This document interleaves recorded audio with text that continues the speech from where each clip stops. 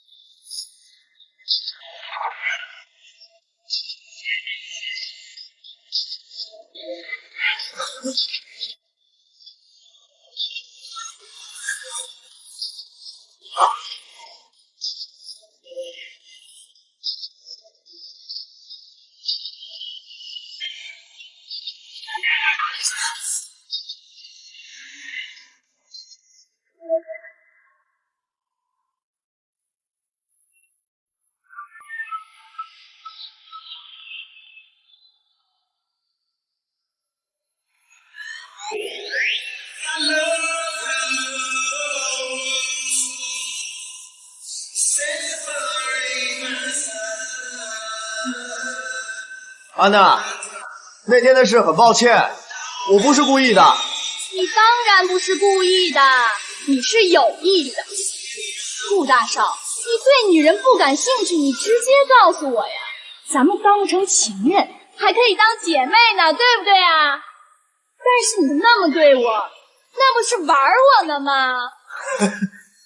安娜，你误会了，我真不是 gay， 我喜欢女人。你喜欢男人，喜欢女人，跟我一点关系都没有。以后啊，你别再找我了。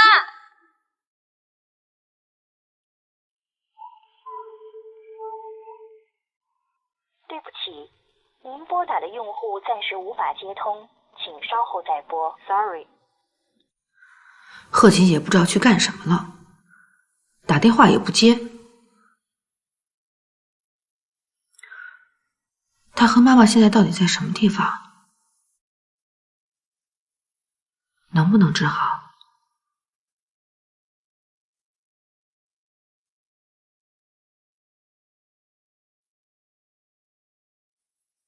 妈妈，不管你的病能不能治好，都快点回来吧，好想你啊！他们都落实了吗？啊，已经办得差不多了，可能还要3、5。哟，少爷回来了。方叔，回来啦。奶奶，我上楼了。去吧。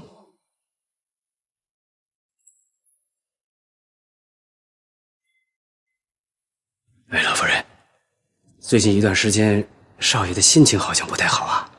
以前他玩惯了，突然改变了生活作息，他肯定是不适应的。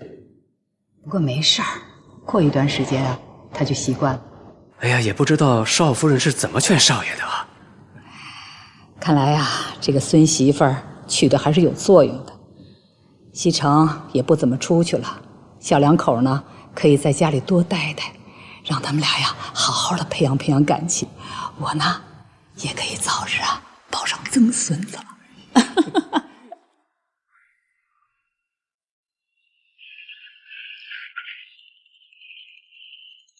喂 ，Mr. Shaw， 来吃饭呢，好多美女啊！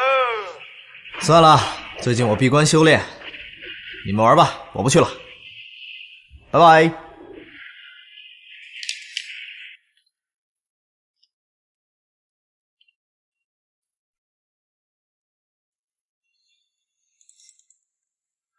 进来。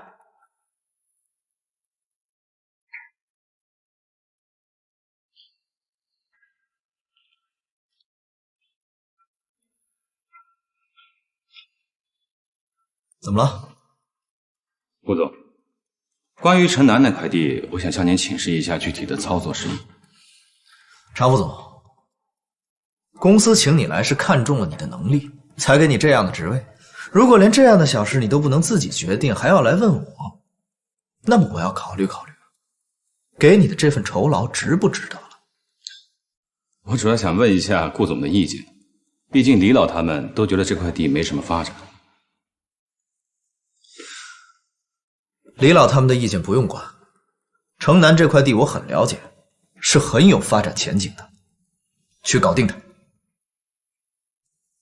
以后没什么事不要上来。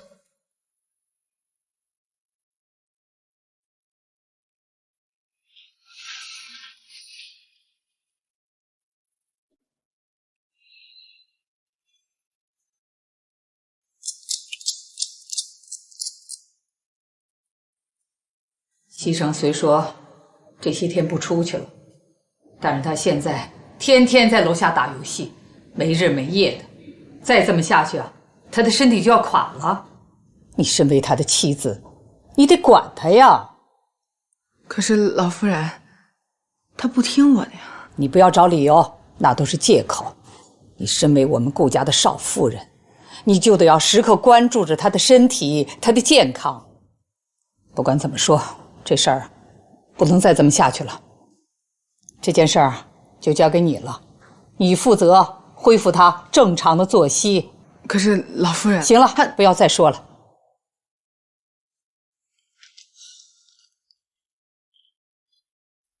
老夫人慢走。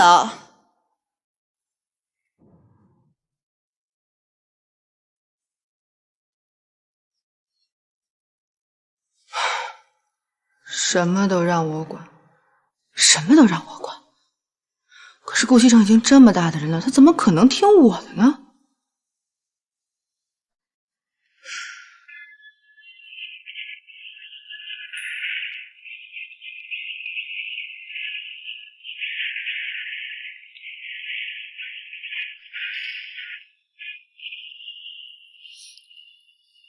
有事儿啊？你奶奶刚才找我谈话了，说你这么没日没夜的玩游戏对身体不好，不能再这么下去。要不是你诬陷我，我能老待在家里吗？可是我已经道歉了呀。再说了，就算你不出去玩，你也有很多其他的事儿可以做，比如休息休息啊，比如睡个觉啊，再有陪陪奶奶也挺好的呀。行了，你别烦了，咱俩不是说好了吗？我的事儿你别管，你的事儿我也不管。你以为我愿意管你啊？这是你奶奶的意思。哎，你这女人怎么这么烦啊？你是不是更年期到了？顾西城，你滚！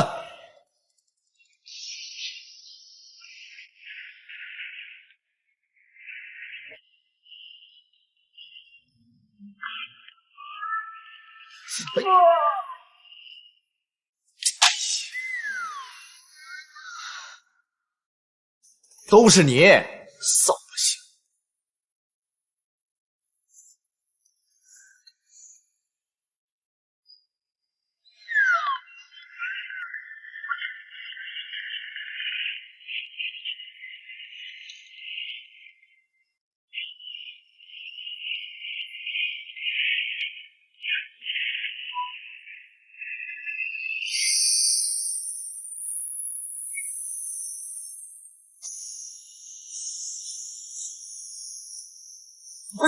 你捣什么乱？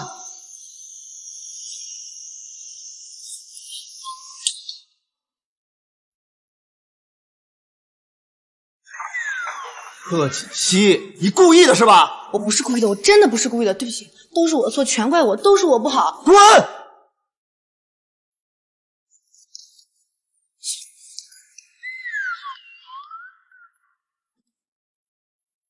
这事儿还没完呢，顾先生，敢说我是更年期？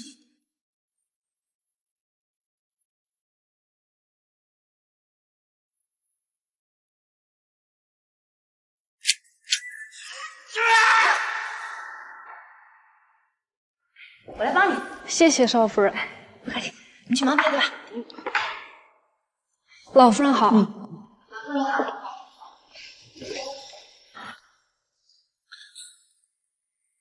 奶奶早。哟，今天早上起来的挺早啊。表现的不错嘛。啊？今天早上约了人。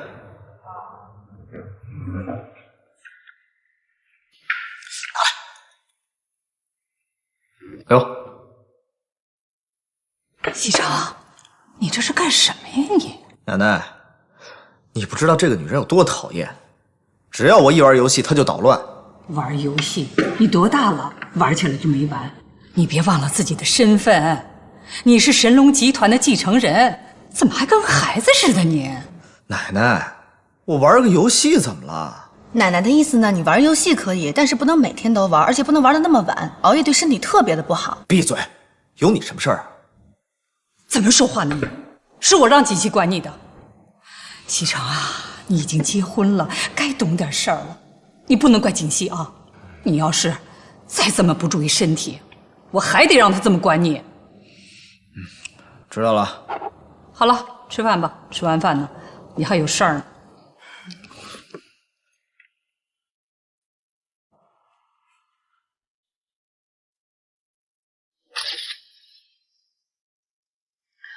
你过来一下。医生，我的脸到底怎么样了？你的脸因为注射了药物引起了过敏反应，已经使得你的骨骼产生了变化。你的意思是，我的脸再也回不到以前的样子了？以我们现在医院的技术来讲，只要帮你整形，一定会比以前变得更加完美。我不需要比以前更加完美，我要变回我以前的样子。贺小姐，你冷静一点。如果你现在不做手术的话，你的面部情况会更加恶化，恐怕会产生非常严重的后果。你的意思是，如果我继续手术，会比以前更加完美？这点我可以向你保证，一定会比以前变得更加完美。所以你自己决定是否手术。做。行，那我尽快帮你安排。就这几天吧，提前做好准备。好。哥，你看我这姿势行不行？哥，成哥，哥什么哥呀？啊，你撅了个屁股跟唐老鸭似的，能别叫唤行吗？没看人烦着呢吗？成哥还能有烦的事儿？怎么，我就不能有个烦的事儿啊？哎，你到底烦什么呀？说出来听听，让哥几个也高兴高兴啊！别提了，我家里这个女人太可恶了，处处碍手碍脚，长这么大还没人敢对我这样的。不是，你家里还有能管着你的人？哎，你说这女人也太阴险了，我只要一玩游戏，她不是拔插头就是拉电闸。哟呵，说法挺专业呀。西城啊西城，原来也有女人是你搞不定的啊！问题是，就这个女人我不怕，可是我奶奶还站在她这边，我只要对她怎么着，我奶奶就生气，你说我能怎么办啊？我真想把她给扔出去。哟，这么说起来，她还真是有点可怜。可怜你个鬼可怜！你们快给我想想招吧。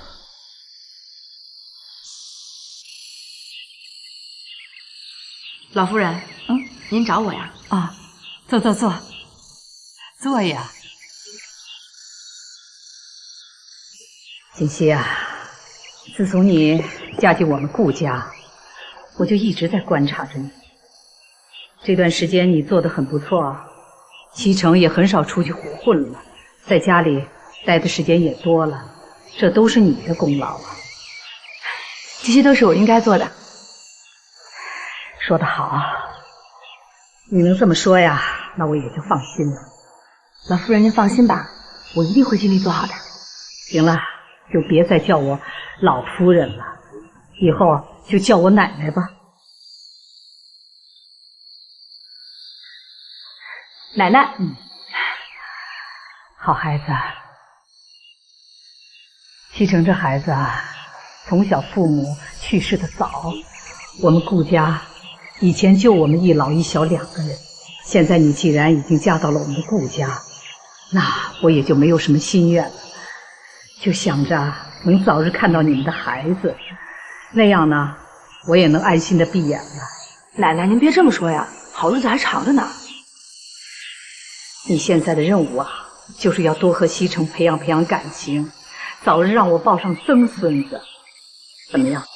我这个要求不过分吧？不过分。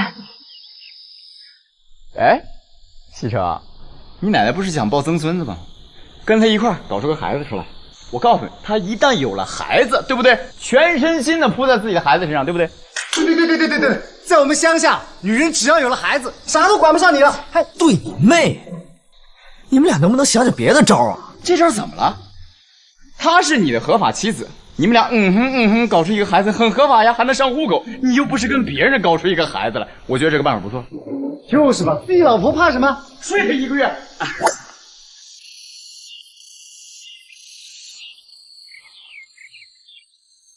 怎么办呢？这个贺锦熙发信息不回，打电话不接，这个日子什么时候是到头啊？不知道什么时候回来。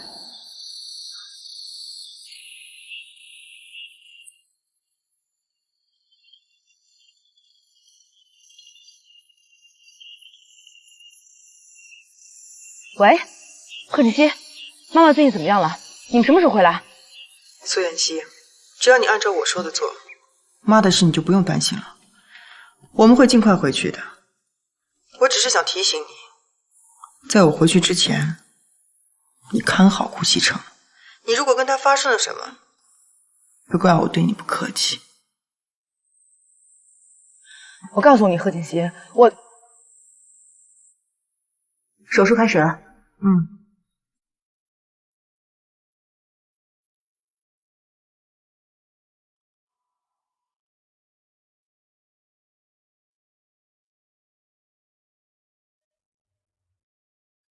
你现在的任务啊，就是多和西城培养培养感情，早日让我抱上曾孙子。怎么样？我这个要求不过分吧？你如果跟他发生了什么，别怪我对你不客气。西城，你奶奶不是想抱曾孙子吗？跟他一块搞出个孩子出来。在我们乡下，女人只要有了孩子，啥都管不上你了。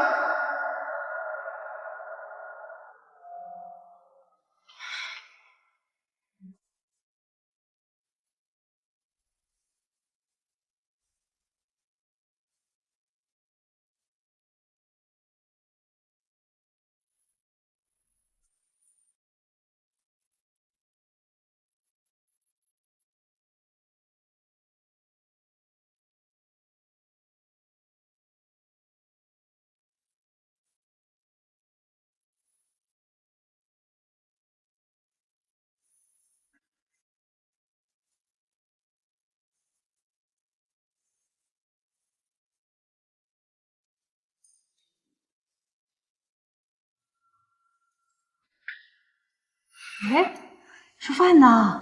愣着干什么呢？啊？奶奶，我不想吃，我去上班了。哎，锦溪啊，你们俩是怎么了？没怎么样。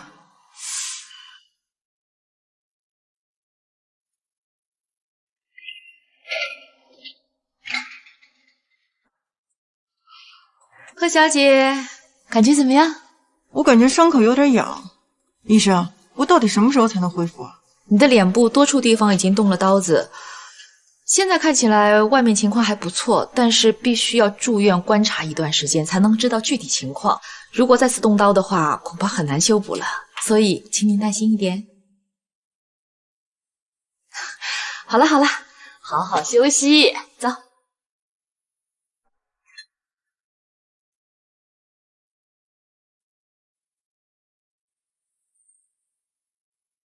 咱们顾总好帅呀，又年轻，还有这么大个神农集团。我倒是觉得他就是金玉其外。要我选吧，我倒觉得咱们副总还不错，就是家境差了点儿，但是人年轻有为的，长得又帅，是我喜欢的类型。那有什么用？再有能力，不还是给人家打工的吗？要我说呀，人再有本事都不如命好。你看咱们顾总，那可是含着金汤匙出生的。我要出生在这样的家里啊，就什么都不用想了，光花钱就行了。我还是觉得吧，个人能力最重要。常副总也就是差在了出身上。常副总来找顾总啊？啊，是顾总在那忙着呢。忙着呢，忙着玩游戏。你说，如果他不是顾家继承人的话，以他现在的工作态度，恐怕早就走人了。别乱说话，当心让他听见。常副总，你说，如果坐在那个屋子里的人是你，该多好。你看，哎，副总，你别说话。这是谁做的？公司下属部门送上来的设计方案。他们就是这么做事的吗？马上把所有部门主管召集起来开会，我倒要看看他们一天到晚都在干什么。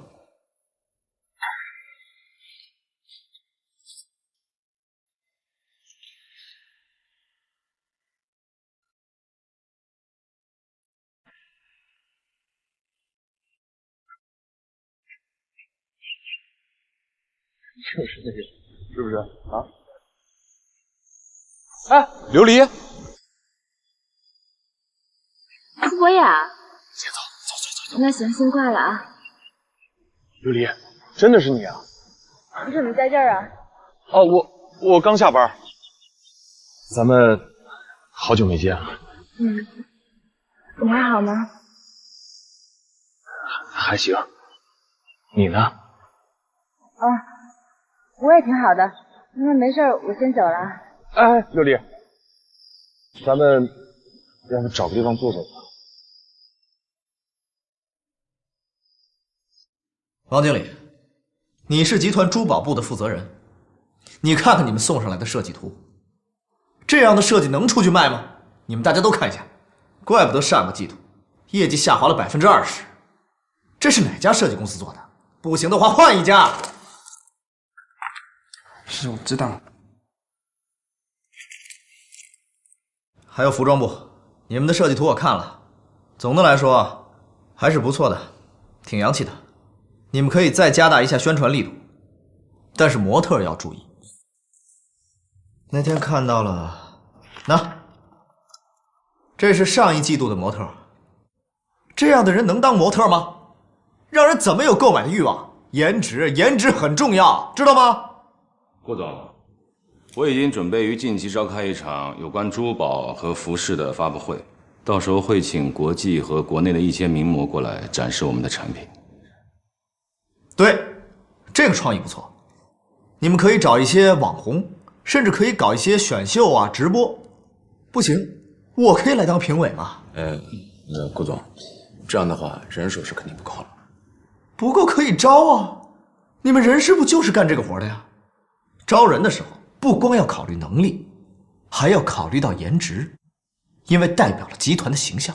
好，总的来说，这个季度的业绩都有不同程度的下滑。如果下个季度还是这样的话，那我就要认真的考虑一下各位的能力了，看看你们是不是适合这个岗位。你最近怎么样？还是那个样子。你的事情解决了，那是不是我们就可以不分开，还能在一起？博雅，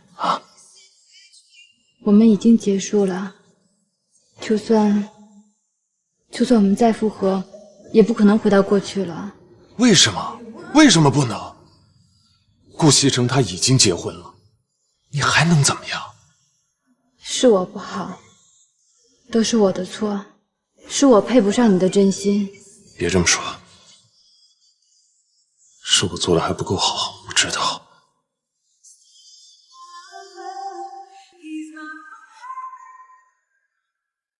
琉璃，我求求你，再给我一次机会，别跟我分开好吗？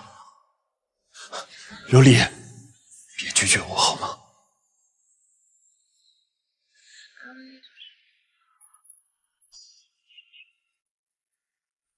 少夫人，请慢用。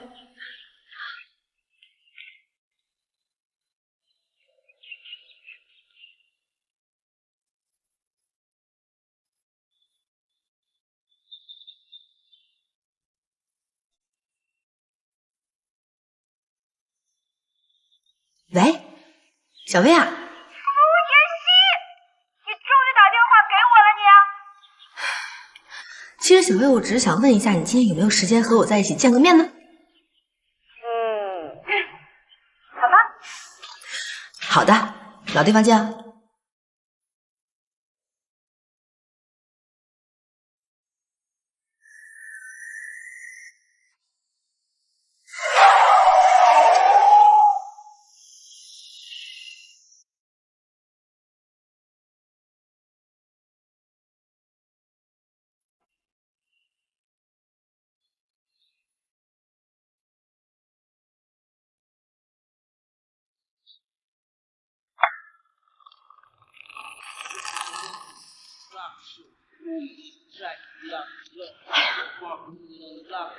林小薇啊，林小薇，这么多天不见，你真是一点长进都没有。对这本杂志也能犯花痴，对不对？你还说我呢，死丫头！打电话约你，你又不过来，怎么？今天有空了？这个最近情况有点特殊，我刚刚换了一份新工作，还有那么一点点不太适应。那真的啊？那工资待遇高不高？还可以吧，反正比之前的都高。看来这是一份不错的工作，你气色都好多啦。真的吗？可是我觉得特别无聊，好压抑。世上哪有两全其美的事儿？既能赚钱又轻松，你还真以为是天上给你掉了一块大馅饼出来啊？可是我梦寐以求许久。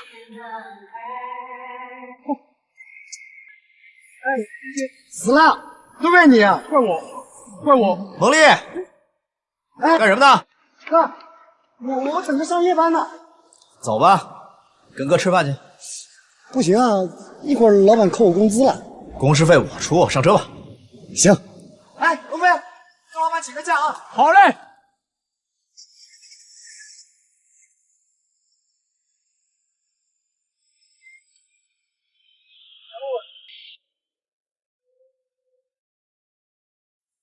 这眼睛，哎，哥，你小心点，小心！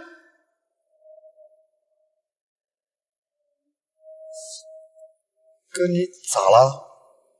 是不是有人惹你了？谁敢惹你？你告诉我，我干他去！哼，臭小子，你别没事就打来打去的，有些事情不是可以用武力解决的。那我管不着，你是我哥，谁要敢惹你啊？那我就一个字，干！有时候我还真挺羡慕你的，可以什么事都不用想。其实吧，我也不是说没有烦心事儿，只不过有些事儿啊，你越想越烦，倒不如不去想，对不对？我不是烦，我是觉得这生活太没意思了。现在我所做的事儿，都不是我想要做的。不是吧，哥？你知道有多少人羡慕你吗？啊，又有事业，老婆又漂亮，这要换我啊，早乐都乐死了。你不懂，这事业呢，是我爷爷那时候创下的，奶奶又很厉害，所以集团的元老们对我奶奶都很忠心，用不着我操心。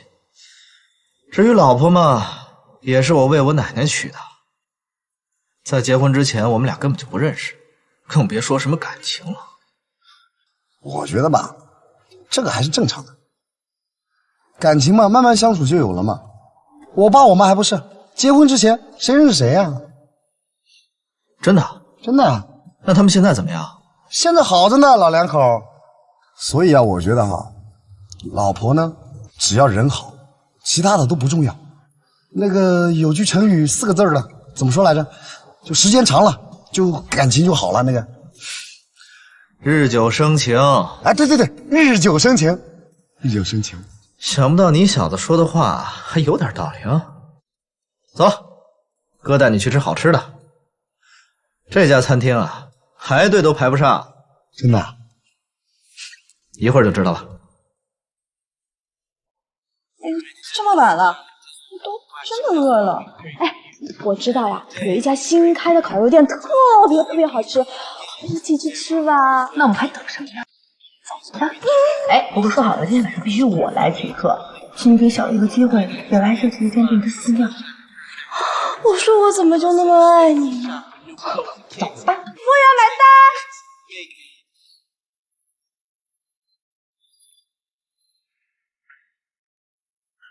啊，那你今天早点休息，明天我再来看你。晚安。晚安。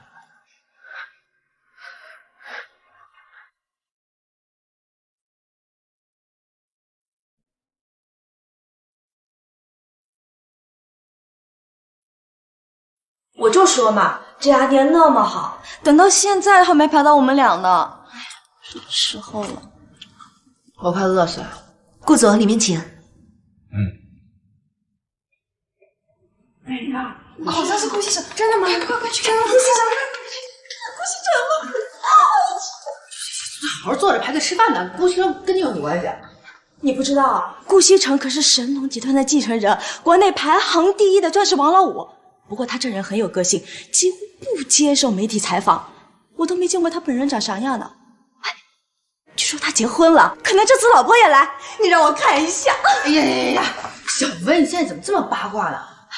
不是我八卦，这位少爷一结婚，得有多少女人为他心碎呀！我已经饿得不行了，我要出去吃饭了。啊，别换，都快到我们了。哎呀，我要死了！都快到我们了，别走了。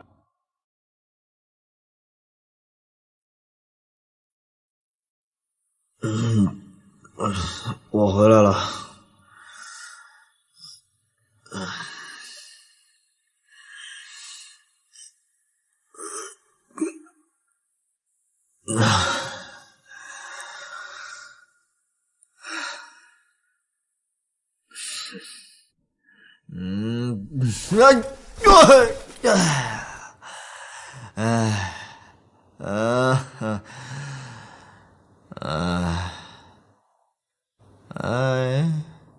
睡得太早了。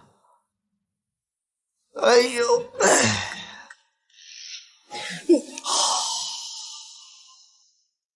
顾先生，你要干什么？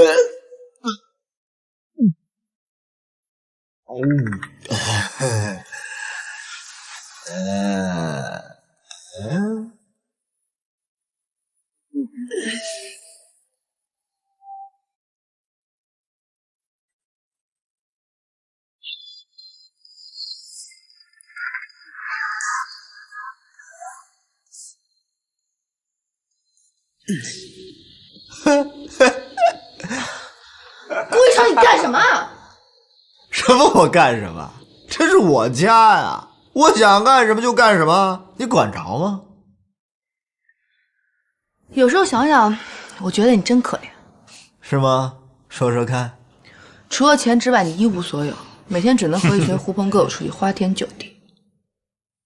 那你呢？你嫁到我们家不也是为了钱吗？你别在我面前装清纯，绿茶婊。顾医生，你说什么？绿茶婊？你混蛋！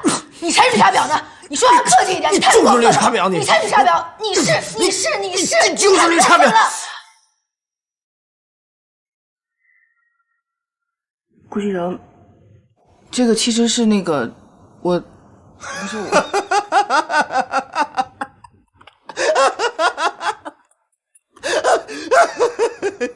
假的？我说的都是假的吧？你看假的吧？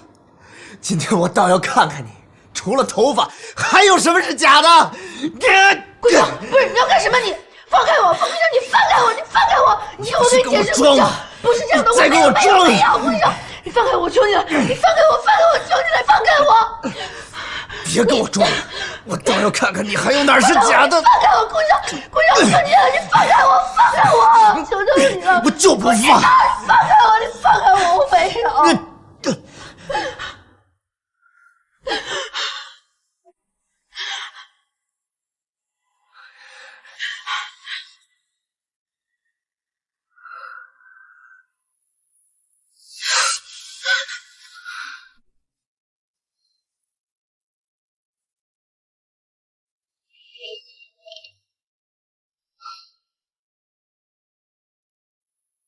既然不喜欢，为什么要嫁给我？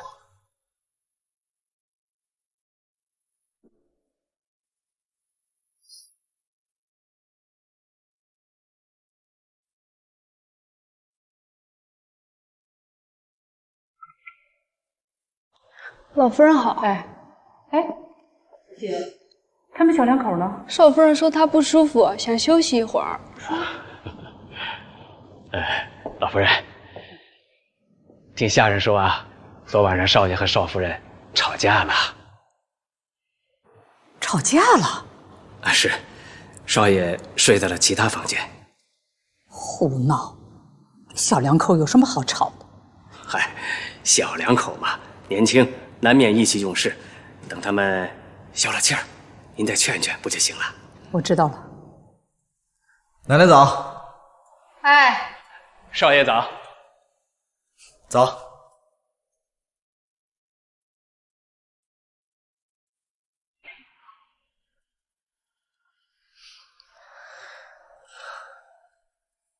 来，奶奶。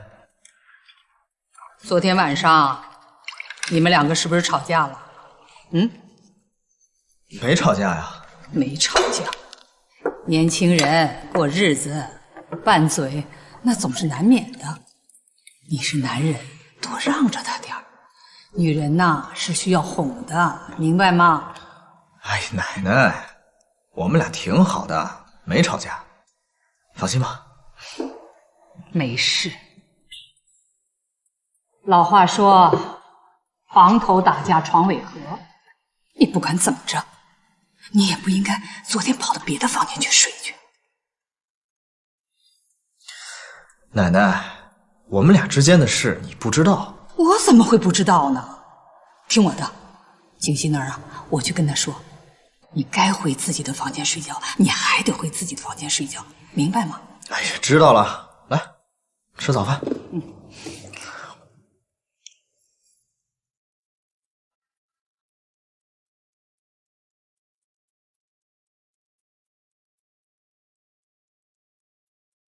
贺锦熙毕竟是他的妻子，他想那么做也是应该的。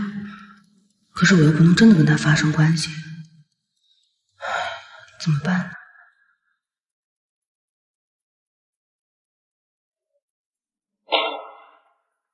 重做。5点之前给我一个满意的方案。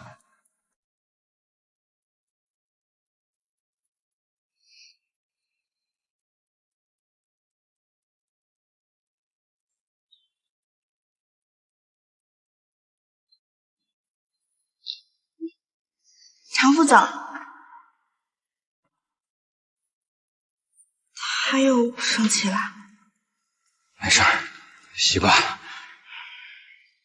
你看你，眼睛都红了，是不是为了做报告，昨天晚上熬夜了呀？顾总也是，怎么能这么轻易就否了呢？谁让他是总裁呢？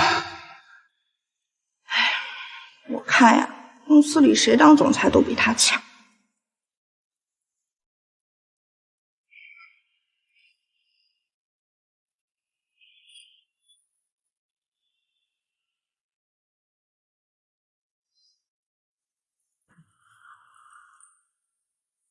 喝啥，奶奶？哎，来吃点点心吧。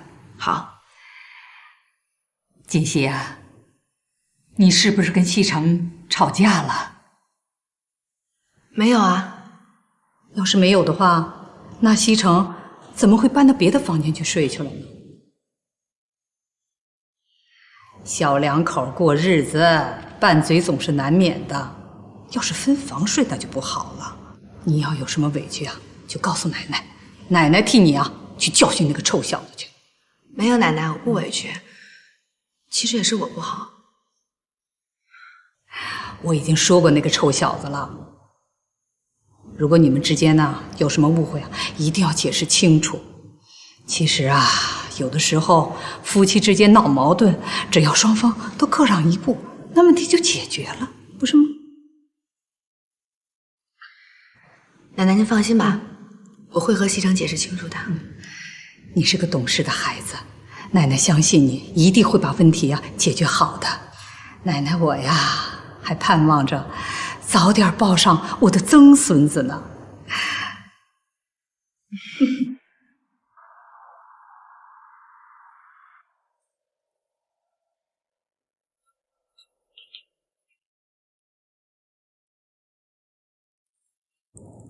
我来拿点东西。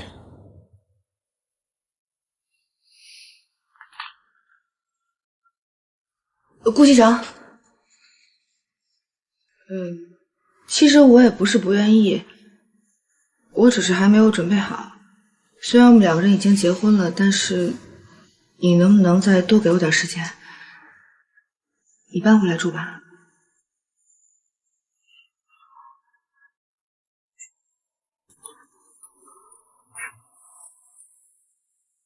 贺锦熙，我告诉你，我顾西城不喜欢强迫任何一个人。短头发不是挺好看的吗？干嘛非要做一个不真实的自己？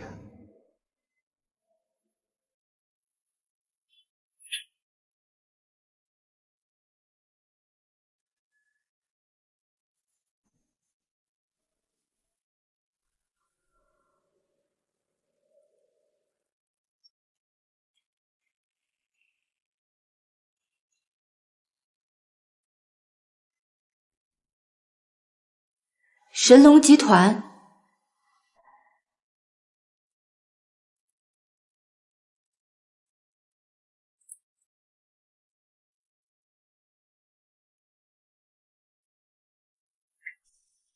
刘丽，起来了！你看，我给你买了你最爱吃的八宝粥，还有小笼包，来，快吃。怎么了？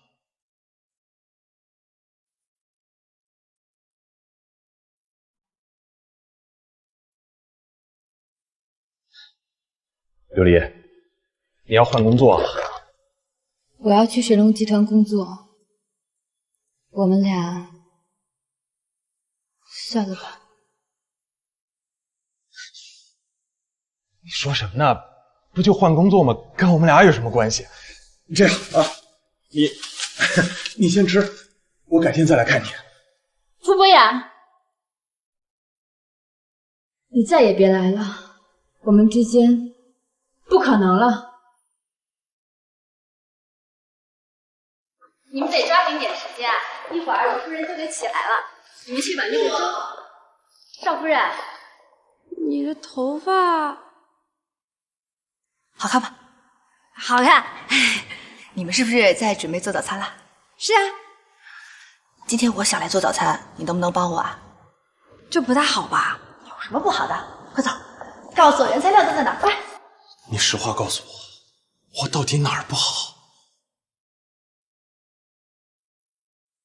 你哪儿都好。那为什么？为什么你还要离开我？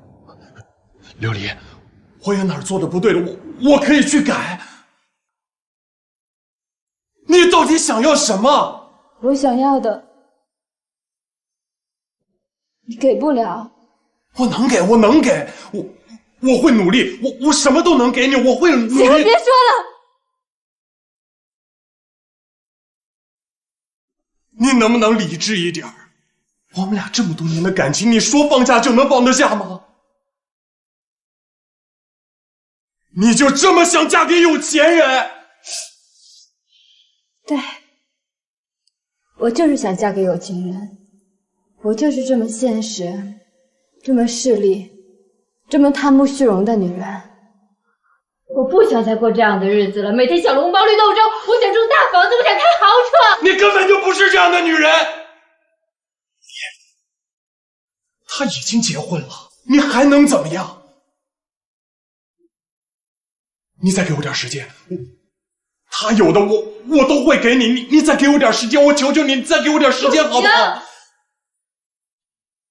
我就差那么一点，我就差那么一点，我就成功了，你知道吗？如果我得到了顾西城，凭我的智慧，一定会得到神龙集团。到时候你也不会再被别人打压，只要我拉你一把，你一定会成功的。你到现在还不了解我吗？我傅博雅不会靠女人，我不会靠女人得到成功，那样我不如去死。刘丽，你清醒一点，你放手吧，我求求你了。不是，我已经不能放手了，我已经付出太多了，你知道吗？为了这个，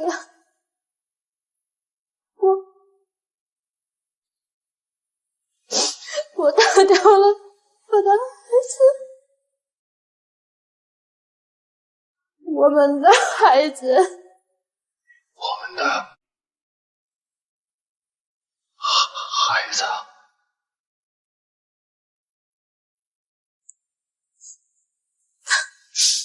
他已经3个月了，却被我打掉了。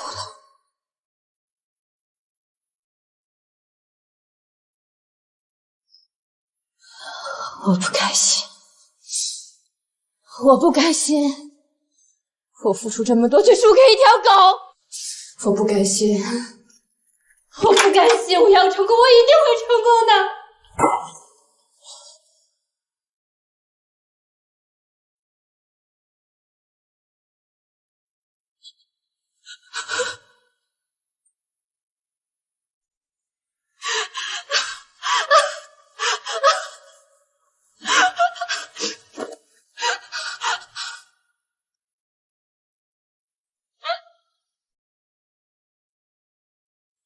你们2个人和好了吧？奶奶，我们俩本来就没什么，还没什么。奶奶看到你们俩呀，能这么和睦相处，我就放心了。锦溪呢，是我从全国院校的高材生里面选出来的。她的家境虽说不如咱们家，可那也是书香门第，身家清白。你可要好好待人家，你听见没有啊？知道了，奶奶，我又不是小孩子了。你在奶奶眼里啊，永远是个孩子。奶奶，这早上的空气还真是好啊。是啊。老夫人，少爷。哟，这早餐这么丰富啊！老夫人，今天的早餐都是少奶奶准备的。哦，是吗？哎，奶奶你们回来啦。今天我给您熬的是桑葚糯米粥，您呀赶快尝尝合不合口味。如果合适的话，以后我每天都给您做。哎呦，还真看不出来啊，有这么好的厨艺。哎，你怎么把头发给剪掉了？也不说一声啊？啊，那个，我就是突然之间心血来潮。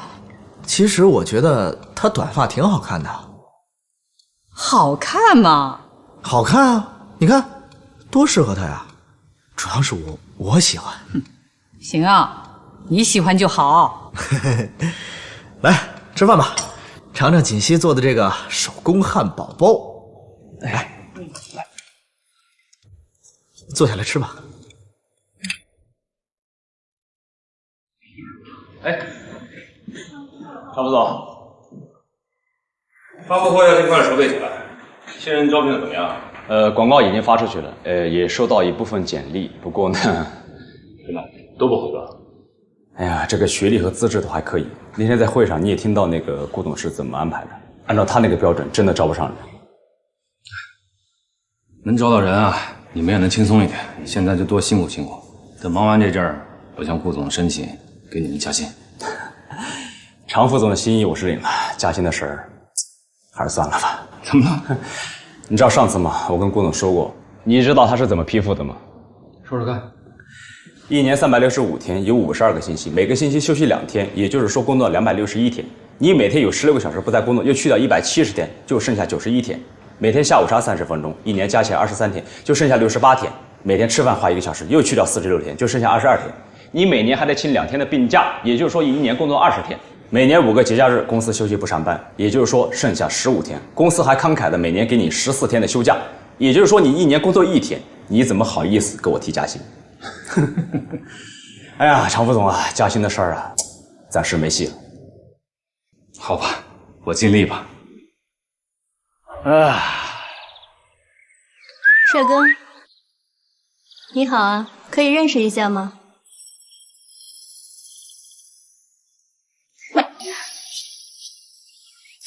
装什么装？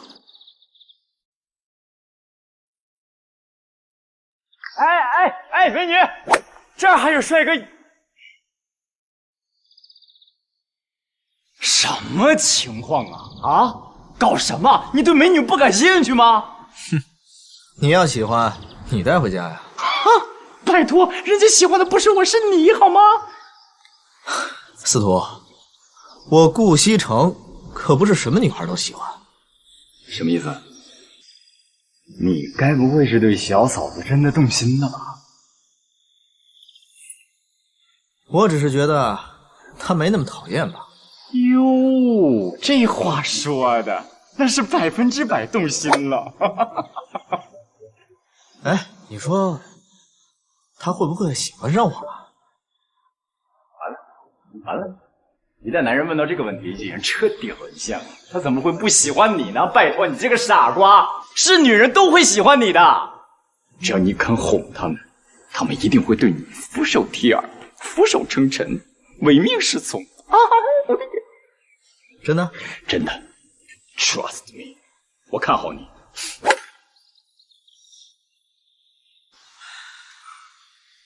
有道理。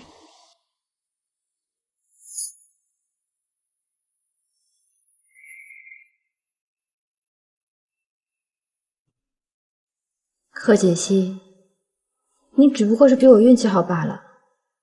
只要让我接触到顾西城，最后胜利的一定是我。医生，我不是应该可以出院了吗？怎么还要等？贺小姐，如果你现在出院的话，你会造成脸部的2次过敏，我们也是对你负责，暂时不能出院。那我到底要等到什么时候？放心吧，最晚不会超过1个月的时间。还要1个月？医生，能不能快一点？我们尽力吧。好了，好好休息啊，我走了。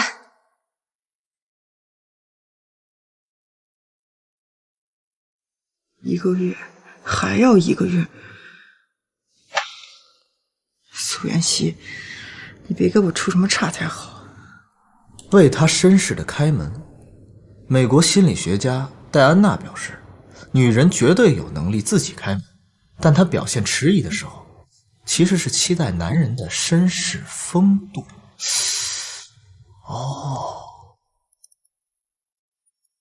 当她烦恼时，做一个好的听众。烦恼之时，女性最需要男人的耳朵，而不是建议。有道理。男性的荷尔蒙对于女性有极大的吸引力。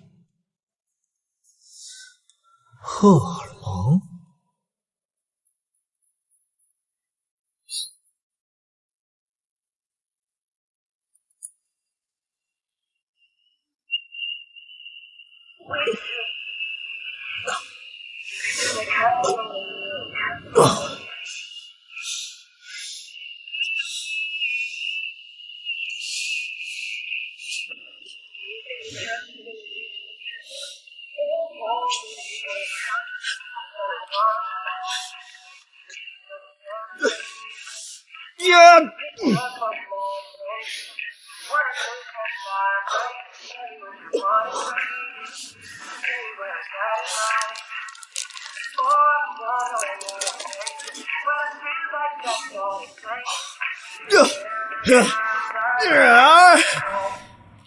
老夫人，时候不早了，您该休息了。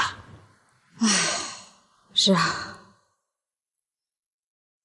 是该早点休息了。您可得好好注意保养身体啊！现在少爷和少夫人的感情越来越好了，说不定啊，能很快就能抱上曾孙子了。是啊，这些都是锦溪的功劳。这个孙媳妇儿啊，算是选对了。我得想想看，该给她点什么奖励才好呢。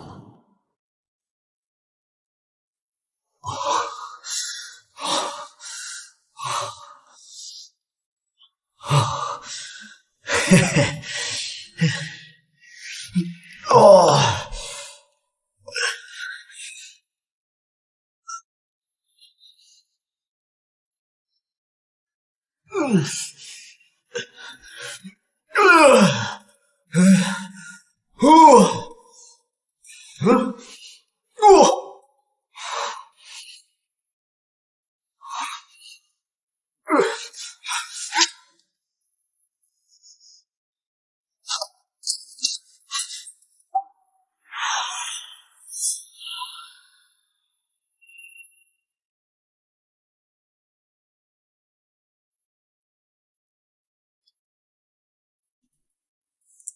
顾星，你要干什么？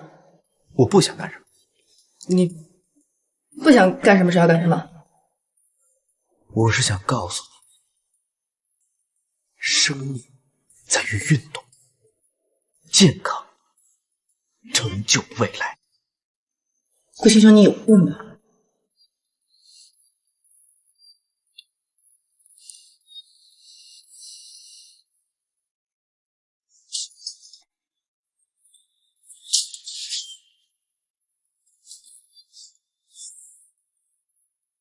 看你装多久！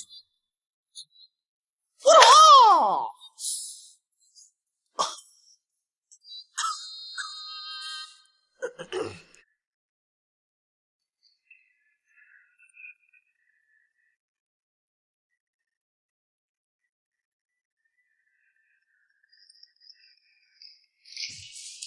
喂。哦，你放心吧，一切都没有什么异样。没有异样就好。钱我会打到账上。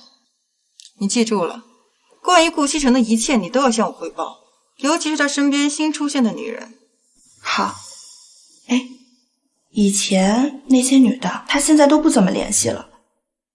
不过公司最近要招一批新人，顾总特意要求要留一些年轻漂亮的。那你知道该怎么做了？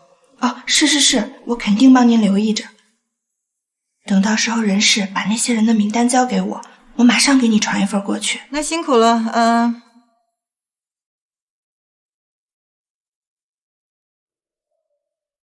常总，这几个呢都是经过层层的筛选，都是高学历、高颜值，您看怎么样？南宫琉璃，这个名字很特殊嘛？这个很不错，形象又好，学历又高，应该符合顾总的要求。好，通知他们来面试。好，那我去办。方叔，锦溪和奶奶呢？老夫人怕少夫人天天闷在家里无聊，带她逛街去了。逛街去了啊？你去把露露叫过来。您稍等。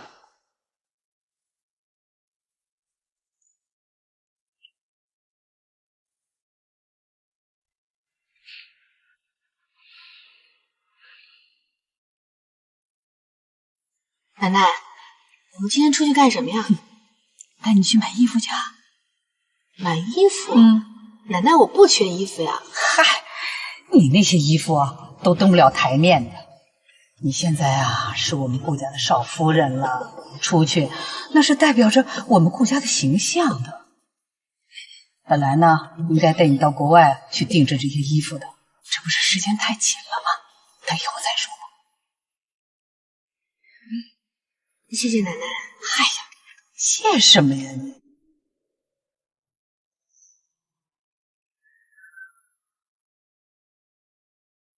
这是我们3个的秘密。少爷，这样不太合适吧？万一老夫人知道了，老夫人那儿你别怕，有什么事我担着。露露，考验你的时刻来了，你要是搞砸了，我扣你奖金。哦，忙去吧。是。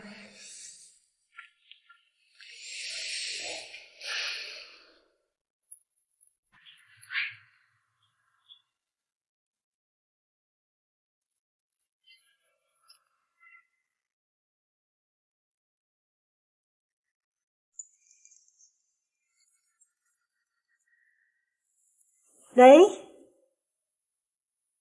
让我去面试。好的，我一定准时。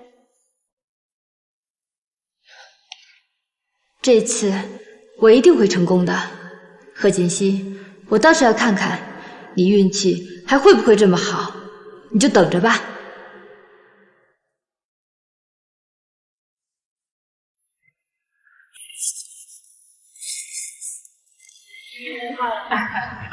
老夫人、少夫人回来了啊，方叔。锦溪啊，我先回房间歇歇啊。露露啊，把少夫人东西啊送到房间里去啊。哦。今天啊，逛了好几个商场。哎呀，我累坏了吧？哎呀，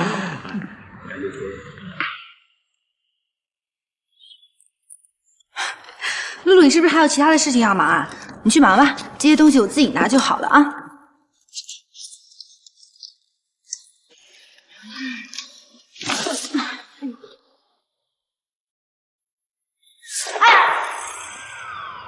露露，少爷，怎么回事？怎么能让少夫人拿这么多东西啊？没事儿，这些东西就是看着多，其实不重。我把它送上去，马上下来再拿一趟就可以了。那怎么能行？你作为下人要有眼力劲儿，我不是告诉过你要尊重少夫人吗？哎，顾西城，你不要再说了，这些东西真的不重。你别替他说话，我不严厉的批评他，他以后不会改正的。哎，算了算了，露露她已经知道自己错了，你不要再说她了。不行，必须惩罚，不惩罚他以后记不住。露露，我告诉你，这个月的奖金被扣除了。少爷，不是你说的吗？你说我也要说，无论少夫人做什么事情，都让我们当没有看见。我什么时候说过？明明是你不尊重少夫人，你还想栽赃给我？明明就是你说的。刚刚方叔在的时候，他也听见了。行了，你别说了。你要是再说的话，我就真扣你奖金了啊！顾西城，你到底什么意思啊？什么意思？我能有什么意思啊？啊！